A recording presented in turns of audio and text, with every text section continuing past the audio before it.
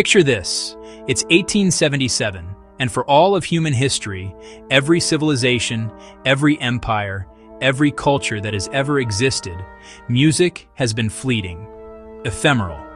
You hear it once, and then it's gone forever, dissolving into the air like smoke. A performance happens, and then it's over. Mozart's own performances, lost to time, the exact sound of Shakespeare's actors, vanished. Every song sung, every note played, every voice raised in melody, all of it existed only in the moment. And then one man said, "What if we could trap sound? What if we could make time stand still?" This is the story of how humans learned to bottle lightning. His name was Thomas Edison, and in 1877, he did something that must have seemed like sorcery. He invented the phonograph, the great-great-grandfather of the vinyl record.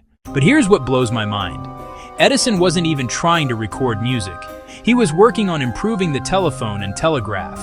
The phonograph was almost an accident. He was trying to record telegraph messages and realized, wait, what if this could record anything? What if it could record voices? His first phonograph used a cylinder wrapped in tinfoil. A needle would scratch grooves into that foil as you spoke or sang into a horn. Then, and this must have felt like witnessing actual magic, you could play it back. The needle would trace those same grooves, and your voice would emerge again from the ether. Edison's first recorded words? Mary had a little lamb. Simple, ordinary. But in that moment, everything changed. For the first time in human history, sound had permanence. The laboratory went silent. Grown men stood with mouths open. Because they weren't just hearing a recording, they were hearing the future. But Edison's cylinders had problems. They were fragile, hard to reproduce. You couldn't mass produce them easily. And that's where another brilliant mind enters our story, Emile Berliner. In 1887, Berliner looked at Edison's cylinders and thought, what if we went flat? What if instead of a cylinder, we used a disc? Berliner invented the gramophone, and with it, the flat disc record. Now, this is crucial. Berliner didn't just change the shape, he changed everything. With a flat disc, you could create a master recording and then press thousands of copies. Suddenly, music wasn't just capturable, it was shareable on a scale never before possible. Early records were made of shellac, a resin secreted by insects. Yes, insect secretions became the medium for preserving human culture. They were brittle, heavy, and broke if you looked at them wrong. They rotated at 78 RPM and could only hold about 3 minutes of music per side. But they worked, and the world would never be the same. Then, in 1948, Columbia Records introduced something revolutionary. The LP, the long play record. Made from vinyl, polyvinyl chloride to be exact, these new records were lighter, more durable, and could hold up to 22 minutes per side. They spun at 3313 RPM, and suddenly, entire symphonies, complete albums, artistic statements could exist on a single record. RCA Victor countered with the 45 RPM single the next year. And together, the LP and the 45, these became what we now call vinyl records, the sound of the 20th century. But let's talk about what's actually happening when you play a vinyl record, because it's absolutely wild. Look closely at a record. Really look. Those grooves spiraling toward the center? They're not just grooves. They're a physical sculpture of sound waves.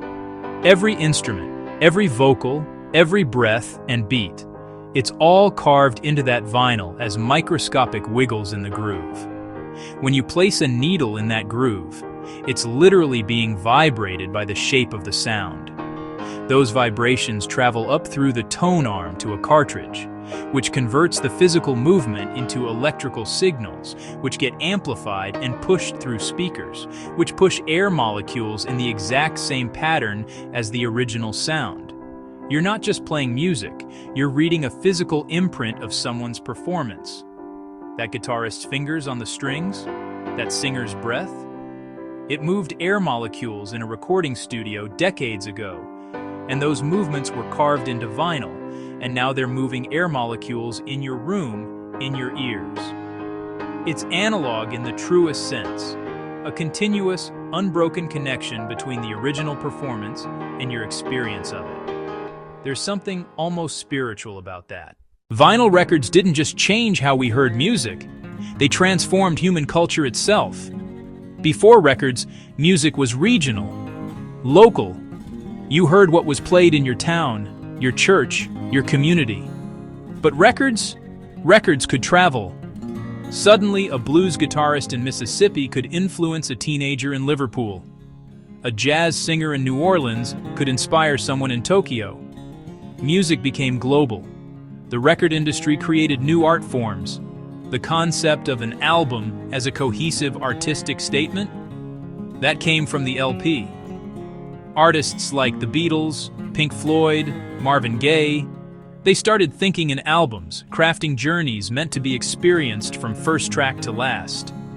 Album covers became canvases. Graphic designers turned cardboard squares into iconic art. You could hold the dark side of the moon in your hands. Sgt. Pepper's wasn't just music. It was a physical artifact. And record stores. These became cultural hubs, temples of discovery where you could flip through bins, stumble on something unexpected, take a chance on an album because the cover looked cool. Music discovery had ritual, had physicality, had risk. Vinyl created the DJ, the mixtape, the collector. It created a relationship with music that was tactile, intentional, precious. You had to flip the record over halfway through. You had to be present. You had to participate in the act of listening. And here's the beautiful twist in our story. Vinyl died. CDs came, promised perfection, and vinyl faded. Then MP3s arrived, and vinyl seemed like a relic, a dinosaur, dead and gone. But something funny happened. People started missing that connection, that warmth, that ritual, that physical relationship with music. In an age where everything became invisible, streaming from the cloud, files without form, people craved something real. So vinyl came back, not as a mainstream format, but as something more, a statement, a choice, a way of saying, music matters to me. Because when you play a vinyl record, you're not just hearing music. You're participating in a miracle over a century in the making. You're touching a physical imprint of sound itself. You're connecting with every person who's ever dropped a needle in that same groove. Edison trapped sound in tinfoil, Berliner pressed it into discs, and we get to experience the magic they made possible. That crackle when the needle drops, that's not imperfection. That's the sound of time travel. That's human voices reaching across decades. That's proof that we found a way to make the ephemeral eternal. We learned to bottle lightning after all.